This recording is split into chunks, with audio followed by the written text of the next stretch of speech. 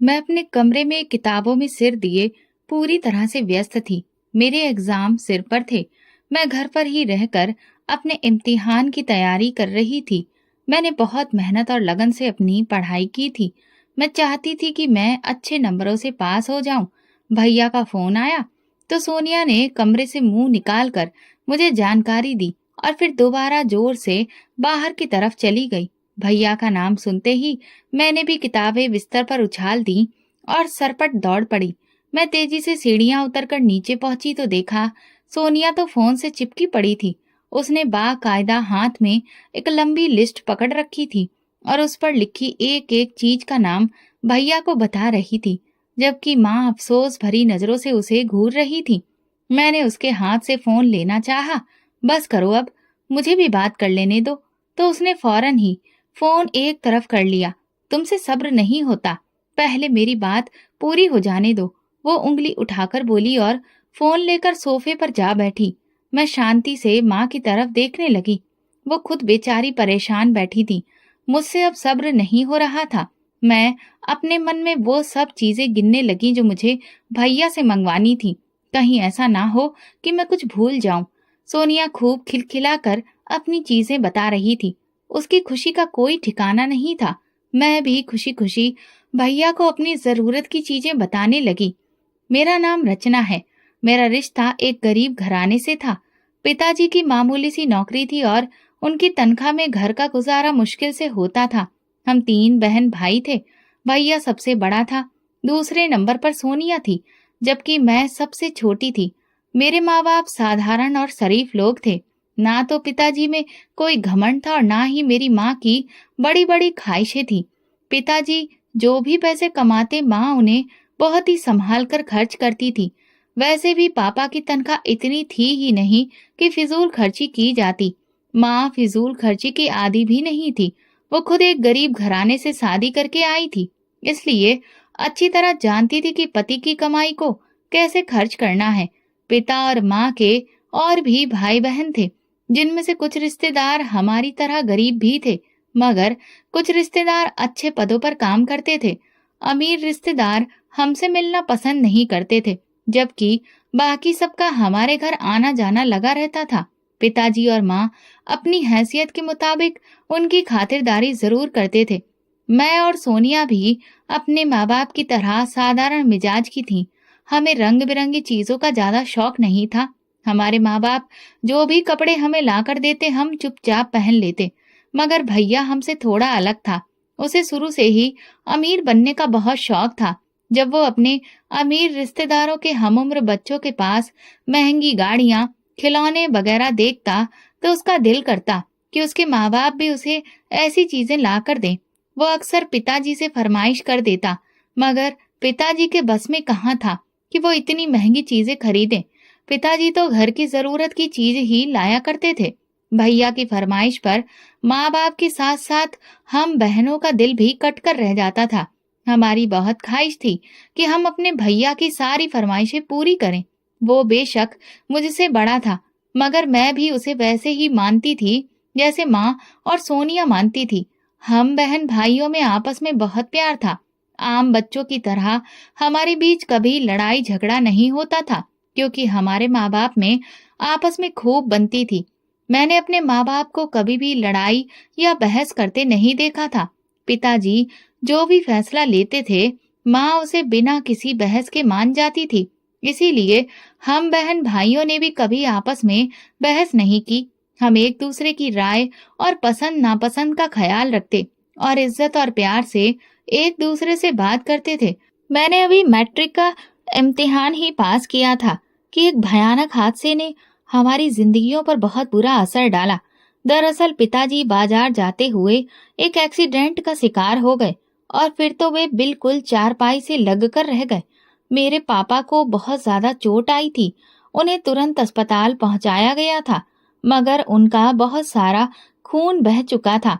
1 हफ्ते अस्पताल में रहने के बाद डॉक्टर्स ने उन्हें डिस्चार्ज करके घर भेज दिया। पिताजी के पांव में इस कदर चोटें लगी थीं कि वे चलने फिरने के काबिल नहीं थे। हम उनका हर तरीके से ख्याल रखने की कोशिश कर रहे थे, मगर उन्हें अपने लाचार होने का बहुत दुख था। वैसे तो डॉक्टर ने उम्मीद दिलाई थी कि कुछ समय के बाद वो चलने फिरने के काबिल हो जाएंगे, लेकिन पिताजी के लिए सब कुछ बर्दाश्त करना आसान नहीं था। भैया भी अभी कॉलेज में पढ़ रहा था, वो अभी कमाने के काबिल नहीं हुआ था। अब पापा को ये फिक्र थी कि घर का खर्चा कौन चलाएगा। ऐसे हालात में वे काम पर तो नहीं जा सकते थे, लेकिन ऐसे वक्त में मेरी माँ पिताजी की ढाल बन गई थी। वो उन्हें हिम्मत देती रहती। भगवान कभी किसी को अकेला नहीं छोड़ते। जो कुछ भी है वो सबकी जिम्मेदारी भगवान ने खुद ही ले रखी है। आप फिक्र मत करिए, वो खुद ही कोई ना कोई रास्ता निकालेगा। आप बस अपनी मेहनत पर ध्यान दीजिए। मैं और सोनिया भी पापा का ध्यान बटाने की कोशिश करते थे, लेकिन मेरे पापा ये सब बर्दाश्त नहीं कर सके। उनकी हालत बेहतर होने की बजाय और भी बिगड़ने लगी और फिर 1 महीने के बाद मेरे पिताजी इस दुनिया से चले गए। पापा के साथ जो कुछ भी हादसा हुआ था उससे हम सब बहुत दुखी थे, लेकिन उनकी मौत ने तो हमें बिल्कुल बेहाल ही कर दिया था। दिल था कि दुख से फटा जाता था। भले ही मेरे पिताजी चारपाई से लगे हुए थे, मगर उनकी मौजूदगी से ही हमारे ऊपर एक बड़ी ढाल थी। कम से कम वे हमारी आंखों के सामने तो थे।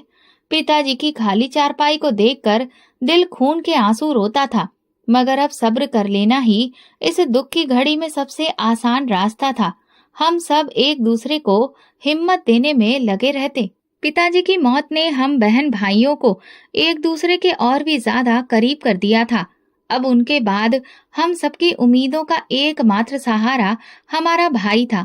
हम नहीं चाहते थे कि वो अपने कॉलेज की पढ़ाई को अधूरी छोड़ दे। मेरे माँ बाप का सपना था कि मेरा भाई पढ़ लिख कर बहुत बड़ा आदमी बने और घर के हालात बदले, मगर इससे पहले कि वो घर के हालात बदलता, वक्त ने हमारे हालात बदल दिए थे। अनाथ होने के बाद उसके लिए पढ़ाई जारी रखना अब मुमकिन नहीं था। मैं नौकरी के साथ भी अपनी पढ़ाई को जारी रख सकता हूँ। माँ, आप बिल्कुल भी फिक्र ना करें। उसने माँ के चेहरे पर एक उदास नजर डालकर उन्हें तसल्ली दी और अपनी पढ़ाई को एक तरफ करके वो नौकरी की तलाश में लग गया। उसका इरादा था कि जब उसे नौकरी मिल जाएगी या वो सेटल हो जाएगा, तब वो अपनी पढ़ाई को एक बार फिर से शुरू करेगा। भाई ने अभी ग्रेजुएशन कंप्लीट किया था, लेकिन इतनी पढ़ाई के बाद भी उसे कोई अच्छी नौकरी नहीं मिल सकती थी।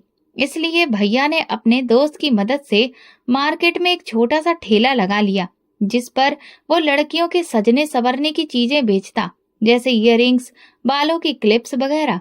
भाई का काम कुछ ही दिनों में चल निकला था। मुनाफा बहुत ज्यादा तो नहीं होता था, मगर हमारे गुजर बसर होने लगी थी। पिताजी के बाद भाई ने हमें बेसहारा नहीं छोड़ा था और उसने घर को संभाल लिया था। अब वही घर का बड़ा था। भाई जब भी अपना माल दूसरे शहर से सस्ते दामों में खरीद कर लाता, तो हम बड़े ही शौक से उन चीजों को देखते। उनमें ज्यादातर चीजें ऐसी होती जो हमें बहुत पसंद आती थी। भाई कभी कभार उनमें से एक आध चीज हमें भी दे देता, तो हमारी खुशी का कोई ठिकाना नहीं रहता। वो हमारे चेहरे पर मौजूद खुशी देखकर खुद भी मुस्कुरा देता। तुम लोग फिक्र ना करो, मैं तुम लोगों की हर इच्छा पूरी करूंगा। वो हमसे बार बार वादा करता। हमें अपने भाई की बातों पर पूरा यकीन था। हमने कभी सोचा भी नहीं था कि ये सब कैसे होगा। बस इस बात पर भरोसा रखा था कि अगर भाई ने कहा है तो वो अपना कहा हुआ सच करके दिखाएगा। हम दोनों बहनें हमेशा भाई के लिए प्रार्थना करती थी कि भगवान उसे इतना दे कि हमें जमाने में किसी और का मोहताज ना होना पड़े। मैंने और सोनिया ने मोहल्ले के बच्चों को ट्यूशन पढ़ाना शुरू कर दिया था, जिससे कुछ आमदनी हो जाती थी, मगर वो हम सबके लिए काफी नहीं थी। मैं मैट्रिक के बाद कॉलेज में एडमिशन नहीं ले पाई थी, लेकिन मैं चाहती थी कि घर पर रहकर तैयारी करूं और प्राइवेट ग्रेजुएशन के एग्जाम पास कर लूं। हम तीनों भाई बहन बहुत मेहनत कर रहे थे। मेरी माँ के भाई सऊदी अरब में रहते थे। वो काफी समय बाद भारत लौटे तो माँ ने पिताजी की मौत का अफसोस जताया। हमारे घर के हालात देखकर उन्हें बहुत दुख हुआ, मगर वो इस बात से खुश और हैरान थे कि भाई ने अपनी पढ़ाई अधूरी छोड़कर पिताजी के बाद घर की जिम्मेदारी संभाल ली थी।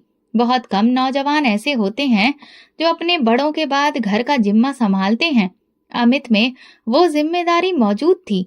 उन्होंने भाई की बहुत तारीफ की तो भाई भी खुश हो गया। मेरे पास सऊदी अरब में कुछ लड़कों की जरूरत है। वैसे तो मैं वहीं से लड़के रख लेता हूँ, मगर अगर अमित मेरे साथ सऊदी जाना चाहे तो मैं उसे ले जाने को तैयार हूँ। मामा की बात सुनकर जहाँ माँ हैरान थी, वहीं हम दोनों बहनें भी चौंक गई थीं। माँ में इतनी हिम्मत नहीं थी कि इकलौते बेटे को इतनी दूर भेज दें, लेकिन भैया ये सुनकर बहुत जोश में आ गए। उन्होंने माँ से तुरंत हामी भर दी कि वो वहां जाकर बहुत मेहनत करेंगे और उन्हें कभी मायूस नहीं करेंगे। माँ को भाई के जाने पर ऐतराज था। मामा तसल्ली देकर चले गए कि वो जल्द ही उसे वहां बुलाने का इंतजाम करेंगे, लेकिन माँ नहीं चाहती थी कि भाई देश से बाहर जाए। वो हमारा इकलौता सहारा था। माँ का कहना था कि बाहर जाकर औलाद अपने माँ बाप और घर वालों को भूल जाती है, लेकिन हम जानते थे कि भैया ऐसा नहीं है। भाई और हमने मिलकर माँ को मना लिया, क्योंकि जिंदगी में आगे बढ़ने के लिए कुछ खोना तो पड़ता है। अगर भाई खुद वहां जाना चाहता था और मेहनत करना चाहता था तो हमें उसकी राह में रुकावट नहीं बननी चाहिए। ये बात मैंने माँ को समझाई तो उन्हें भी जल्दी समझ आ गई। वो एक माँ थी, उनका दिल परेशान होना लाजमी था, मगर वो बेटे की तरक्की के रास्ते में रुकावट नहीं बनना चाहती थी। वो भी चाहती थी कि हमारे घर के हालात बदलें और वो अपने बच्चों को जिंदगी की हर सुविधा का लाभ उठाते हुए देखें। अगर भाई की बदौलत ये मुमकिन हो रहा था तो उन्हें कोई ऐतराज नहीं होना चाहिए था। ये बात माँ को समझाई गई तो उन्होंने भैया को सऊदी अरब जाने की इजाजत दे दी। मामा ने वापस जाकर कुछ ही महीने में भैया को सऊदी बुलाने का इंतजाम कर लिया और भैया हम सबको छोड़कर वहां से चले गए। भैया ने वादा किया था कि वो अपनी पहली तनख्वाह की सारी रकम हम बहनों की फरमाइशें पूरी करने में लगाएंगे। तुम लोगों को जो भी चाहिए वो सोच कर रख लो।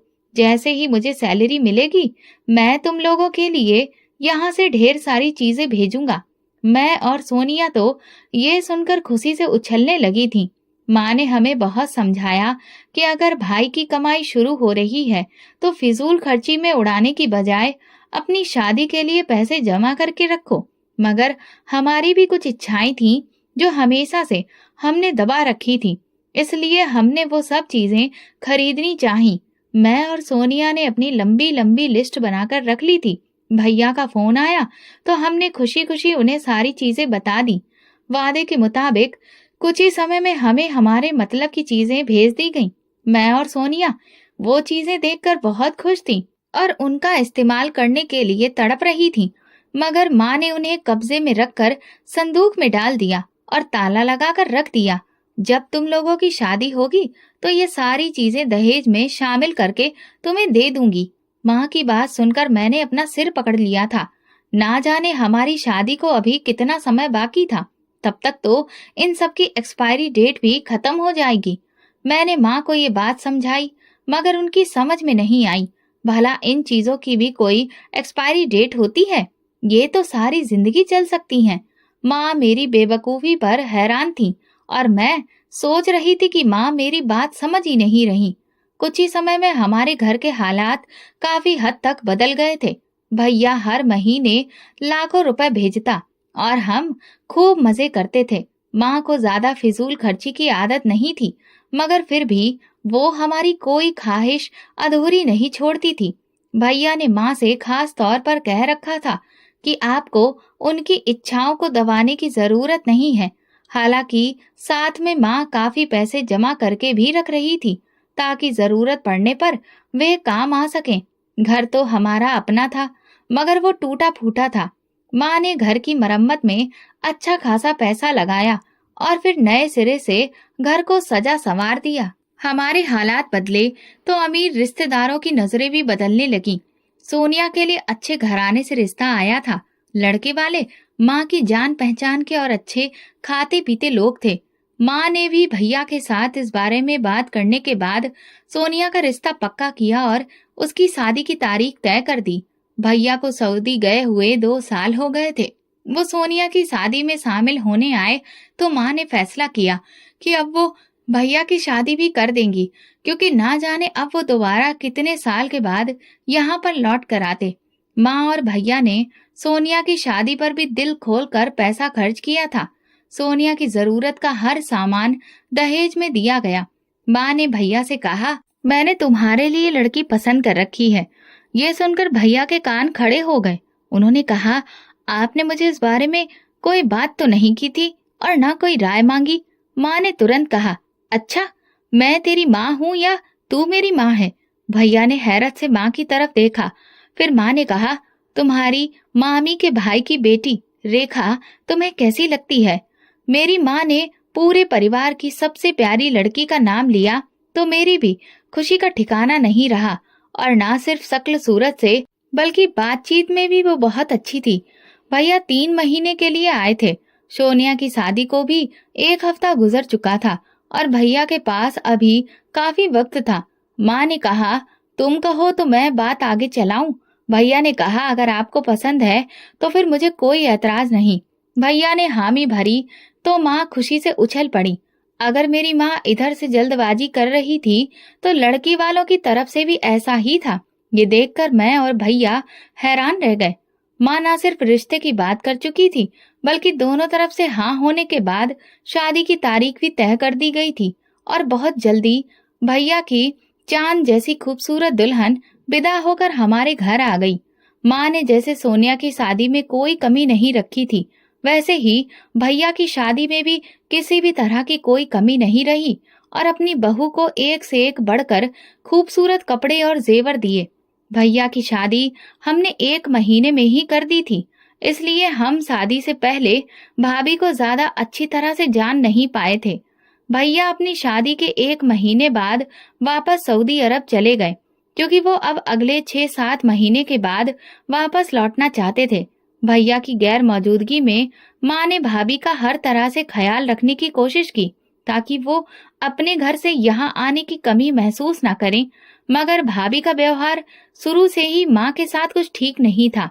मैंने भी भाभी से दोस्ती करने की कोशिश की, क्योंकि सोनिया की शादी के बाद से ही मैं घर में बोर होती थी, लेकिन भाभी को शायद ये पसंद नहीं था कि वो मुझसे या माँ से ज्यादा घुल मिलकर बातें करें।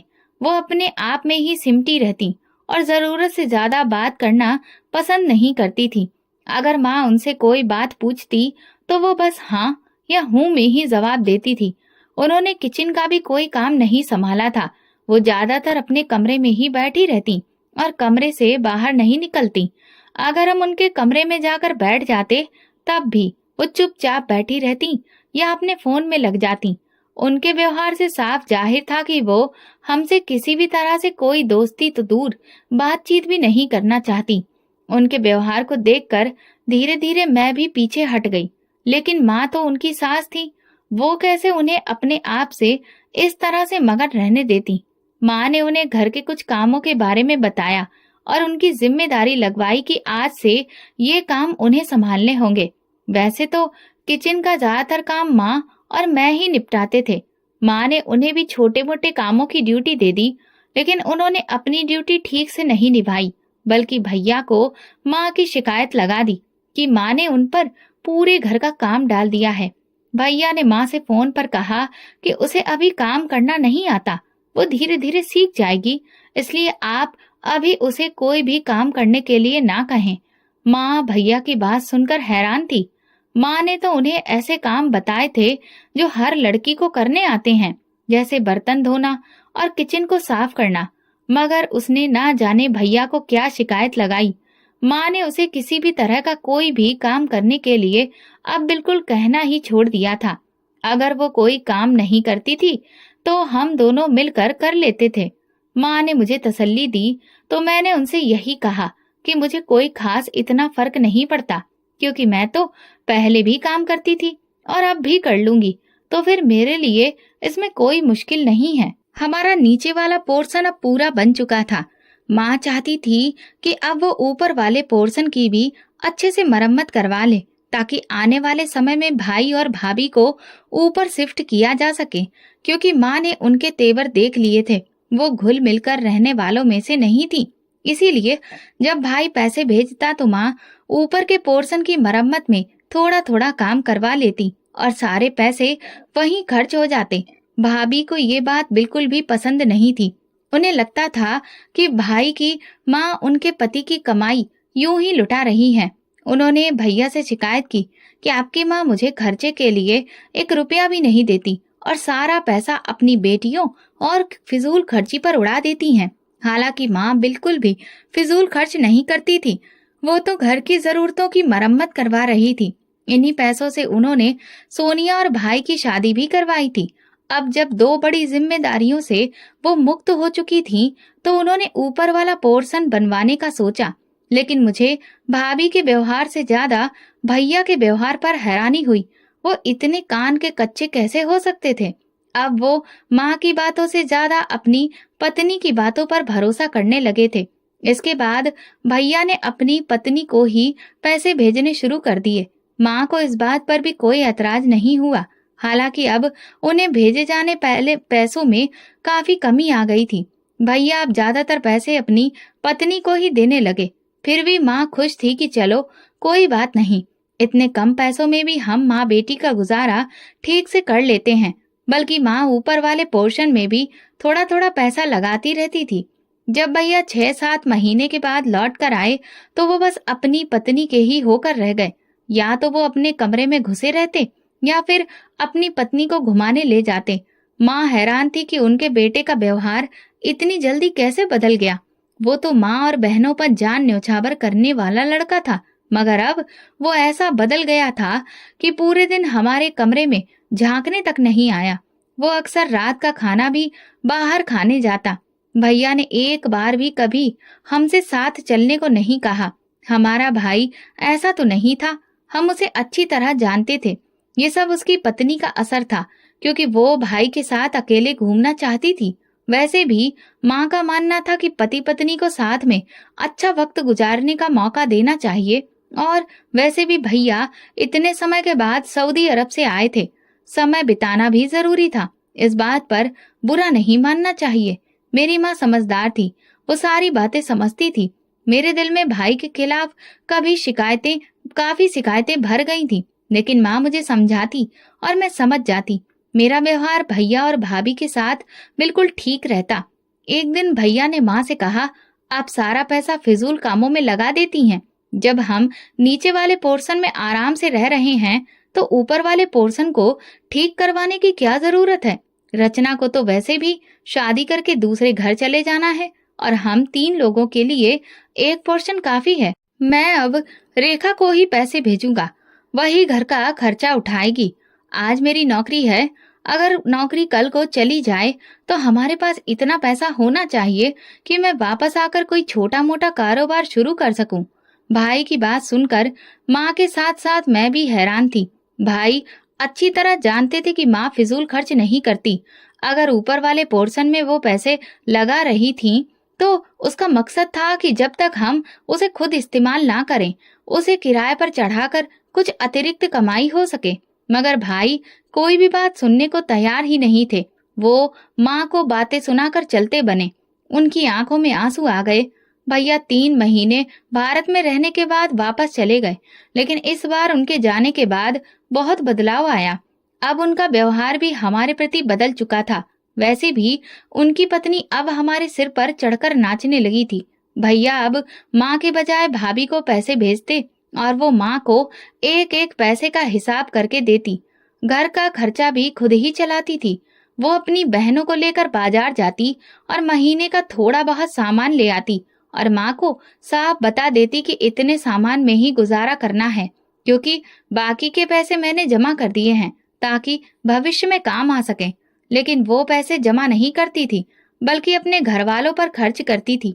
मैंने कई बार देखा कि वो और उनकी बहनें बाजार से थैले भरकर सामान लाती थी और अपने कमरे में ले जाकर छुपा देती थी। उन थैलों में कई तरह के कपड़े, सैंडल और मेकअप का सामान होता था।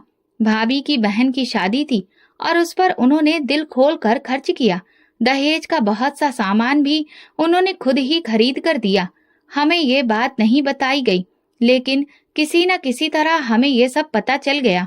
वो भैया की कमाई जैसे मर्जी चाहे खर्च कर सकती थी। वो उनकी पत्नी थी और उनका उस कमाई पर अधिकार था।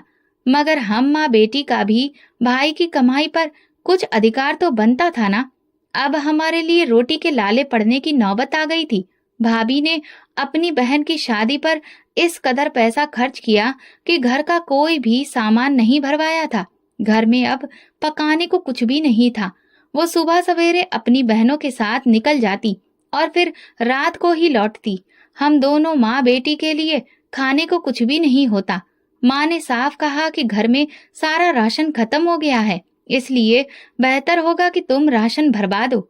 मगर वो कंधे उचकाकर कहने लगी, अभी आपके बेटे ने पैसे नहीं भेजे हैं, जब पैसे आएंगे तब खरीदारी करूंगी। हालांकि भैया हर महीने की पहली तारीख को पैसे भेज देते थे, मगर इस बार सारे पैसे भाभी ने अपनी बहन की शादी पर खर्च कर दिए थे और अभी महीने के खत्म होने में काफी दिन बाकी थे। ऐसे में हम दोनों माँ बेटी का गुजारा कैसे होता, ये हम समझ नहीं पा रहे थे। हमें अब भाभी के इरादे बिल्कुल भी अच्छे नहीं लग रहे थे। माँ ने मुझे कुछ पैसे देकर बाजार से सामान लाने के लिए भेजा। तभी अचानक मुझे गली के नुक्कड़ पर अपने नाम को पुकारे जाने की आवाज पीछे से सुनाई दी। वो रजत था, जो तेजी से मेरी तरफ बढ़ रहा था। तुम कहाँ होती हो आजकल, नजर ही नहीं आती। तुम्हें क्या हुआ है? तुम्हें भला मेरी क्या जरूरत? मैंने उससे कहा, दरअसल मेरी नौकरी लग गई है। मैं मम्मी को तुम्हारे घर भेजना चाहता था और मैं तुम्हारी राय जानना चाहता हूँ। मुझे उसकी ये बात बिल्कुल भी समझ में नहीं आई। क्या मतलब है तुम्हारा? तुम्हारी नौकरी से भला हमारा क्या लेना देना? मैंने भौंवे चढ़ाकर कहा तो वो मुस्कुरा दिया। मैं तुम्हारे रिश्ते की बात कर रहा हूँ, क्योंकि मैं तुम्हें पसंद करता हूँ। उसकी बात सुनकर मैं चुप रह गई। मुझे बिल्कुल भी अंदाजा नहीं था कि वो ये कहेगा। वो अक्सर मेरी तरफ अजीब सी नजरों से देखता था और अभी भी वो मुझे ध्यान से देखने लगा तो मैं घबरा कर बोली, मैं जा रही हूँ। और फिर मैं आगे बढ़ गई। अभी मेरे घर के हालात इस काबिल कहाँ थे कि माँ मेरे रिश्ते के बारे में सोचती। रजत को तो जैसे मेरे जवाब का इंतजार था। उसने अगले ही दिन अपनी माँ को रिश्ते के सिलसिले में हमारे घर भेज दिया। वो हमारे मोहल्ले के एक अच्छे घराने से आता था, पढ़ा लिखा था और अब तो उसकी नौकरी भी लग गई थी। इस रिश्ते पर ऐतराज करने वाली कोई बात नहीं थी, मगर भाभी के कान खड़े हो गए। माँ ने उन्हें भाई से बात करके जवाब देने के लिए कहा तो वे लोग वापस लौट गए। वैसे तो सब कुछ ठीक है, तुम्हारा दिल क्या कहता है? माँ ने मेरी राय जाननी चाही। माँ, भैया से पूछ लो, मैं क्या कहूँ? मुझे नहीं पता। मैंने सारा मामला भैया पर डाल दिया, मगर मुझे अपने गाल गरम गरम महसूस हो रहे थे। मुझे डर लगने लगा कि कहीं मेरे चेहरे से माँ कुछ अंदाजा न लगा ले कि मैं रजत को पसंद करती हूँ। मैंने उसके बारे में कभी ऐसा नहीं सोचा था, मगर उसका मुझे पसंद करने का इजहार करना और फिर रिश्ता भिजवा देना मेरे दिल को नरम कर गया था। मैं तुरंत किचन में चली गई, लेकिन सामने खड़ी भाभी को देखकर ठिठक गई। वो मुझे सिर से पांव तक देख रही थी। अच्छी जगह हाथ मारा है वैसे तुमने। चक्कर चल रहा है ना तुम्हारा इसके साथ? वो तीखी आवाज में बोली तो मैं चौंक गई। ऐसा कुछ नहीं है, मैं धीमी आवाज में बोली। अरे क्यों कुछ नहीं है? तुम्हारा चेहरा सब बता रहा है। मुझे पता था कि वो हवा में तीर चला रही थी, लेकिन मेरा दिल बुझ चुका था। मैं उदास दिल से किचन से बाहर आई। माँ, आप उन लोगों को इस रिश्ते के लिए मना कर दीजिए। मैं माँ को हैरान छोड़कर छत पर चली आई थी। सुहाने सपने शुरू होने से पहले ही टूट गए थे। माँ के पास कुछ पैसे मौजूद थे, जो माँ ने भाई के पहले भेजे गए पैसों में से मेरी शादी के लिए बचाकर रखे थे। माँ ने वही पैसे निकाले और उसमें से घर का खर्च चलाने लगी, लेकिन माँ चाहती थी कि ये बात भाभी को पता ना चले, वरना वो बिल्कुल भी हमें पैसे नहीं देती। माँ हमारी जरूरत का सामान लेकर आती, जो महीने के आखिरी तक चल जाता और हम माँ बेटी का गुजारा हो जाता। इसलिए अब हम तंगी के साथ गुजारा करने लगे। मगर अगला महीना शुरू होने के बाद भी भाभी ने घर में राशन नहीं भरवाया। मैं तो घर में खाना खाती ही नहीं, इसलिए राशन डलवाने की जरूरत क्या है? आप लोग अपना खुद देख लो, जैसे गुजारा करना है कर लो। वैसे भी रचना सारा दिन फ्री होती है, इधर उधर नैन मटक्का करती रहती है। इससे बेहतर ये है कि ये कोई काम करे, उससे 4 पैसे भी हाथ में आ जाएंगे। उसकी पढ़ाई लिखाई का भला क्या फायदा? अगर ये चाहे तो कोई नौकरी करके पैसे कमा सकती है। भाभी की बात सुनकर माँ को झटका लगा। हमारे परिवार में लड़कियां नौकरी नहीं करती और ना ही हम बेटियों की कमाई खाते हैं। ये बात तुम्हारे पति को भी अच्छी तरह से पता है। माँ ने उसे गुस्से में कहा तो वो कहती हुई अपने कमरे में चली गई। हमारे परिवार की लड़कियां नौकरी नहीं करती। अकड़ तो देखो इन माँ बेटी की। अगर मैंने इनकी सारी अकड़ न निकाल दी तो कहना। तुम आ जाना और जो कुछ भी लेना हो बाजार चलकर ले लेना।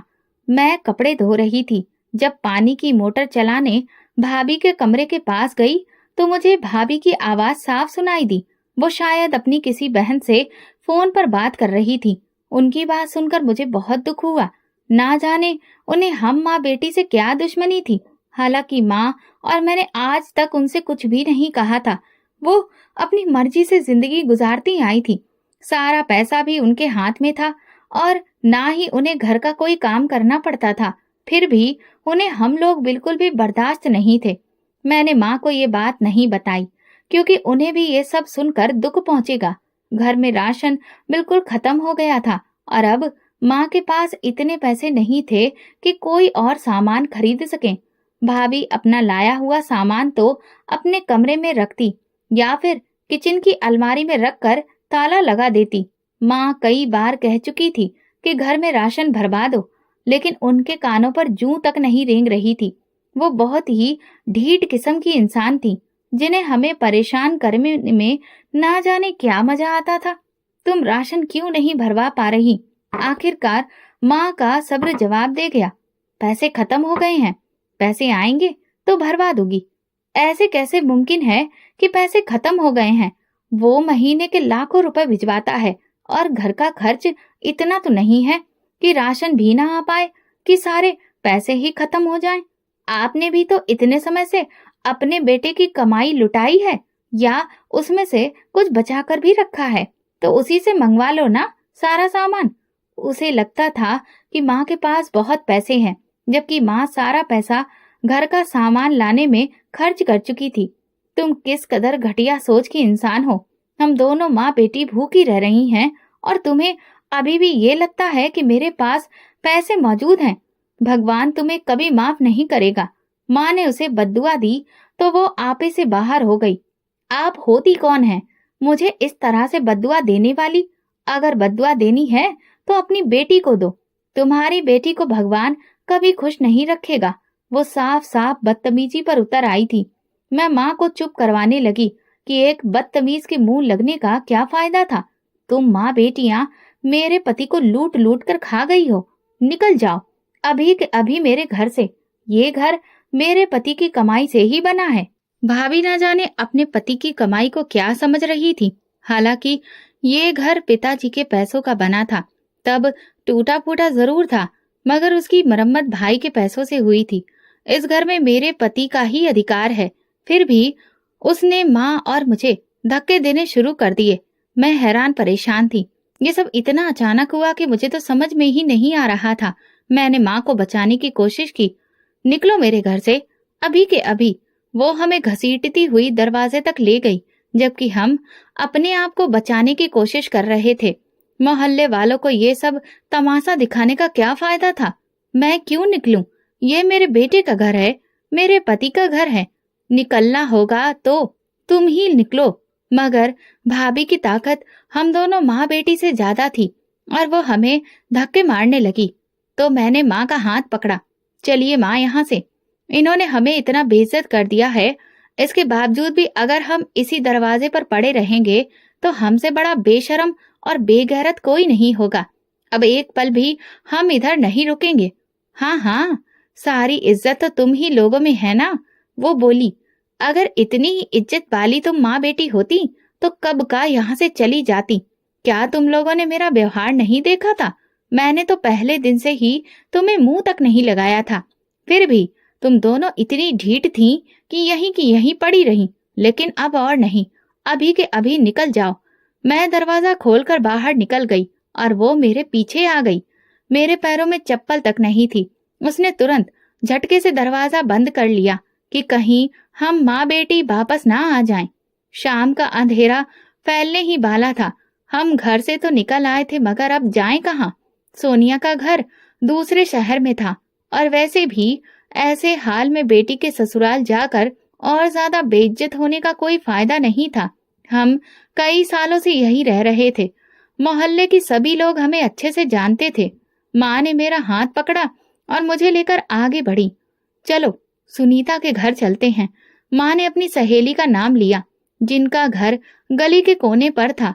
हम जैसे ही सुनीता मौसी के घर के सामने से गुजरे, तभी भैया को गली में दाखिल होते देखा तो हैरान रह गए। वो भी हमें हैरानी से देख रहा था। क्या हुआ? आप लोग यहाँ क्या कर रहे हैं? वो हमारा हाल देखता हुआ बोला। माँ और मेरे चेहरे से परेशानी साफ झलक रही थी। सब ठीक तो है ना? वो हैरान होकर बोला। तुम्हारी पत्नी ने हमें मार कर घर से निकाल दिया है। हम सुनीता के घर जा रहे हैं। माँ की आंखों से आंसू गिरने लगे तो मेरी आंखें भी भीग गईं। ये क्या कह रही हो माँ? भाई को यकीन नहीं आया। ये बिल्कुल सच है। वो हमारे साथ बहुत बुरा व्यवहार करती है। हम कई दिनों से भूखे प्यासे रह रहे हैं। माँ की हिचकियां बंध गईं। भाई ने तुरंत आगे बढ़कर माँ को गले से लगा लिया। आप लोग घर चलिए, वहीं पर बात करते हैं। भैया माँ को बाजू से पकड़कर घर की तरफ बढ़े और बोले, मैं तो सरप्राइज देने आया था। मुझे क्या पता था कि आप लोग इस कदर मुसीबत में हैं। आप पहले अंदर जाइए, मैं यहाँ एक तरफ खड़ा हूँ। भैया ने होशियारी दिखाई थी। ये बात माँ और मेरे मन में तो आई ही नहीं थी कि वो भैया के सामने तो सब साफ झूठ बोल सकती थी। मैंने दरवाजे पर दस्तक दी। कुछ देर बाद भाभी की आवाज आई। कौन? मैं रचना हूँ भाभी, दरवाजा खोलिए। दूसरी तरफ खामोशी छा गई। कुछ देर बाद भाभी की चिंघाड़ती हुई आवाज सुनाई दी। तुम फिर वापस आ गई? अभी तो मैं चैन की सांस भी नहीं ले पाई। तुम दोनों माँ बेटी के लिए यहाँ कोई जगह नहीं है। वापस चली जाओ। भाभी दरवाजा खोलिए प्लीज। हम रात के इस वक्त में कहाँ जाएंगे? मैंने भाभी से मिन्नती की और तिरछी नजर से भैया की तरफ देखा। वो अपनी पत्नी के शब्द सुनकर हैरान थे। मैंने कहा ना, यहाँ से चली जाओ। क्यों मेरे सीने पर मूंग दलने के लिए चली आई हो? तुम तो कहती थी कि हम बेगैरत नहीं हैं। अब कहाँ गई तुम्हारी गैरत? जाओ यहाँ से और मुझे अपने पति के साथ सुकून की जिंदगी जीने दो। भाभी ने भाई के सामने अपनी सारी पोल खुद ही खोल दी थी, जबकि उन्हें कुछ पता नहीं था। भैया का सब्र जवाब दे गया। उन्होंने आगे बढ़कर अपनी पत्नी को आवाज लगाई। रेखा, दरवाजा खोलो। भैया की आवाज सुनकर दूसरी तरफ खामोशी छा गई और अगले ही पल दरवाजा खुल गया। भाभी हैरान नजरों से भैया को देख रही थी, जबकि भैया के पीछे मैं और माँ खड़े थे। तुम्हारी हिम्मत कैसे हुई मेरी माँ और बहन के साथ ऐसा सलूक करने की? मैंने तुम्हें अपनी आंख का तारा बनाकर रखा, तुम्हारी हर इच्छा को पूरा किया। मैंने अपनी माँ से ज्यादा तुम्हें महत्व दिया था, ताकि तुम्हें यहाँ पर एडजस्ट होने में वक्त ना लगे। मैं तुम्हारी हर बात को सर आंखों पर रखता था। इसके बावजूद तुमने मेरी माँ और बहन के साथ ये सलूक किया कि उन्हें उन्हीं के घर से धक्के मार कर निकाल दिया। तुम कितनी बेदर्द और जालिम इंसान हो। मुझे तुमसे ये उम्मीद बिल्कुल नहीं थी। तुम्हें तो चाहिए था कि मेरी गैर मौजूदगी में मेरी माँ और बहन का ख्याल रखती और उन्हें अपना बनाकर रखती, ना कि उनके साथ तुम ऐसा जालिम वाला व्यवहार करती। भैया अंदर दाखिल होते ही भाभी पर बरस पड़े। वो परेशान खड़ी थी। ऐसा नहीं है, आप गलत समझ रहे हैं। ये सब कुछ जो आपको दिखाई दे रहा है वो सच नहीं है। ये लोग मुझे परेशान करती हैं और मुझे ही घर से निकालना चाहती हैं। भाभी ने जल्दी से बात बनाने की कोशिश की, मगर अब कोई फायदा नहीं था। पानी सर से ऊपर जा चुका था। भैया अपने कानों से सब कुछ सुन चुके थे। अपनी बकवास बंद करो। मैं जानता हूँ तुम ड्रामा कर रही हो। अभी के अभी अपना सामान उठाओ और मेरे घर से निकल जाओ। जैसे तुमने मेरी माँ और बहन को निकाला था, वैसे ही तुम्हें अभी और इसी वक्त ये घर छोड़ना होगा। तुम्हारे पास सिर्फ 10 मिनट हैं, वरना मैं तुम्हें धक्के मार कर बाहर निकाल दूंगा। भाई ने गुस्से में भाभी से कहा और मुझे और माँ को लेकर कमरे में चले आए। भाभी भैया की मिन्नतें करती हुई कमरे के दरवाजे तक आ पहुंची, मगर भैया उनकी कोई भी बात सुनने को तैयार नहीं थे। भाभी को अपने कर्मों का फल मिल चुका था। वो रोती बिलखती अपना सामान लेकर वापस चली गई थी। उनके अंदर लालच कूट कूट कर भरा था। उन्हें इस बात का लालच था कि सारे पैसे वही रखें और अपने घर वालों पर खर्च करें और पति की कमाई में से ना ननद पर और ना ही सास पर 1 रुपया भी खर्च करना पड़े।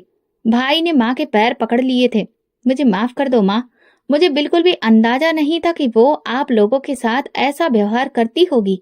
वो आपके खिलाफ काफी बातें बताती थी और मुझे उसकी बातों पर भरोसा हो जाता था। भैया को अपने बुरे व्यवहार का एहसास हुआ तो मन हल्का हो गया। तुम्हें हर रिश्ते में इंसाफ करना चाहिए। ज्यादातर औरतें जलन में ऐसा करती हैं, लेकिन ये तो आदमी का काम है कि वो सोच समझकर फैसला करे। कुछ समय अपनी पत्नी को सबक सिखाने के लिए तुम भले ही उसे उसके मायके में रहने दो, मगर फिर उसे वापस ले आना। आखिर वो तुम्हारी पत्नी है, उसे माफ कर देने में ही तुम्हारी भलाई है। माँ की बात सुनकर मुझे बहुत हैरत हुई। माँ, ये आप क्या कह रही हैं? वो इस लायक नहीं है कि भाई की जिंदगी में दोबारा शामिल हो। माँ ने मुझे गुस्से से घूरा। अपनी भाभी के बारे में ऐसी बातें मत करो। माँ ने मुझे ही डांट दिया। कुछ ही अरसे के बाद माँ ने भाई से बार बार कहना शुरू कर दिया कि वो भाभी को जाकर ले आए, मगर भाई टालता रहा। अभी उसे वहीं रहने दो माँ, पहले रचना की शादी की सोच लो। पहले उसे अपने घर का कर दें, फिर रेखा के बारे में सोचेंगे कि क्या करना है। इधर मेरी बहन सोनिया के ससुराल से मेरे लिए रिश्ता आया था। मन सोच रहा था, हालांकि इस रिश्ते में कोई बुराई नहीं थी, मगर न जाने क्यों मेरा दिल खुश नहीं था। रजत का रिश्ता आने पर जैसे मेरा दिल धड़क उठा था, लेकिन इस बार ऐसा कुछ नहीं हुआ। भैया को इस रिश्ते पर कोई ऐतराज नहीं था। माँ मेरी मर्जी जानना चाहती थी। मैंने कहा मुझे कुछ नहीं पता, आप लोग खुद देख लें, जो आपको ठीक लगे। मैंने माँ को अब भी वही कहा जो पहले कहा था, मगर इस बार माँ ने ध्यान से मेरा चेहरा देखा। इस बार रिश्ते का सुनकर तुम्हारे चेहरे पर वो रंग नहीं हुआ जो पहले उड़ रहा था। माँ मुझे ध्यान से देखकर धीरे से बोली तो मैं नजरें चुरा गई।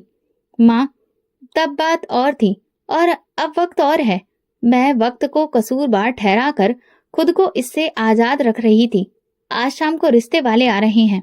वैसे तो मैं और तुम्हारा भाई दोनों ही तैयार हैं, इसलिए आज रिश्ता पक्का करके शादी की तारीख तय कर देंगे। माँ ने बताया तो मेरा दिल उदास हो गया। माँ, इतनी भी जल्दी क्या थी? माँ की तो शुरू से ही आदत थी, वो हथेली पर आम जमाने बैठ जाती थी।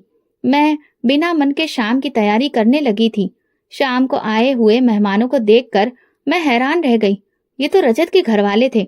माँ मेरी हैरानी देखकर मेरे पास आई। रजत ने तुम्हारे भाई से बात की थी। उसने मुझसे पूछा तो मैंने उसे बताया कि रजत का तुम्हारे लिए पहले रिश्ता आया था, मगर तुमने मना कर दिया था। इतना तो मुझे पता चल गया था कि तुम इस रिश्ते पर खुश थी, मगर मना करने की वजह नहीं पता थी। तुम बताओ, क्या अब भी तुम्हें इस रिश्ते पर ऐतराज है? इस रिश्ते को मना करने का अधिकार आज भी तुम्हारे पास है।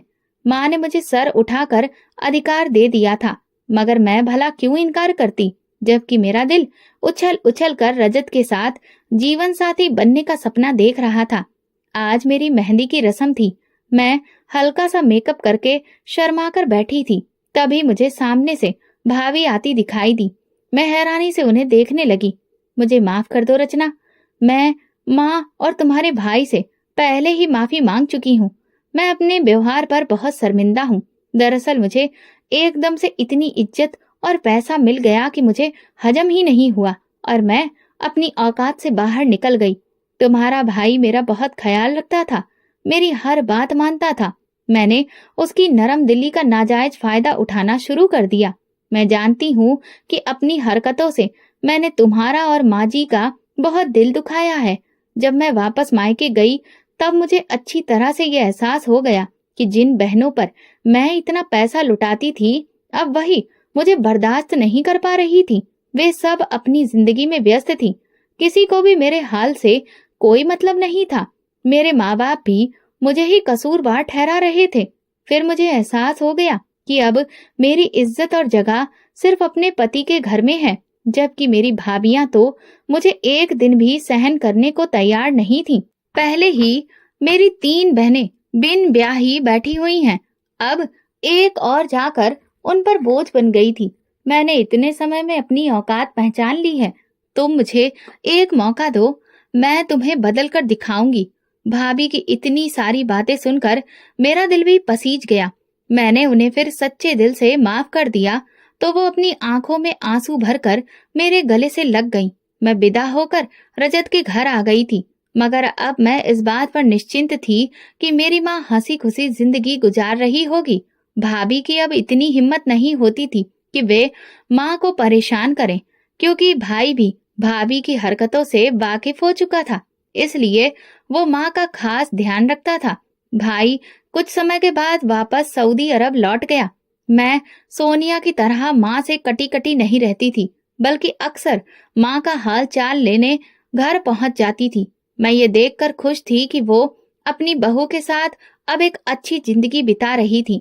भाभी माँ का ख्याल रखती थी, क्योंकि अब वो इस बात को अच्छी तरह से समझ चुकी थी कि नाजुक वक्त पर जब भैया जज्बातों से भरे हुए थे, अगर माँ चाहती तो भैया और भाभी का तलाक भी करवा सकती थी। मगर उन्होंने भाभी को माफ करके उन्हें अपनी गलती को सुधारने का एक मौका दिया था। इसलिए अब भाभी माँ की बहुत एहसानमंद थी और दिल से उनकी सेवा करती थी। तो दोस्तों, अगर आपको हमारी कहानी पसंद आई हो तो कमेंट करके जरूर बताइए। वीडियो को लाइक करें और ज्यादा से ज्यादा शेयर करें।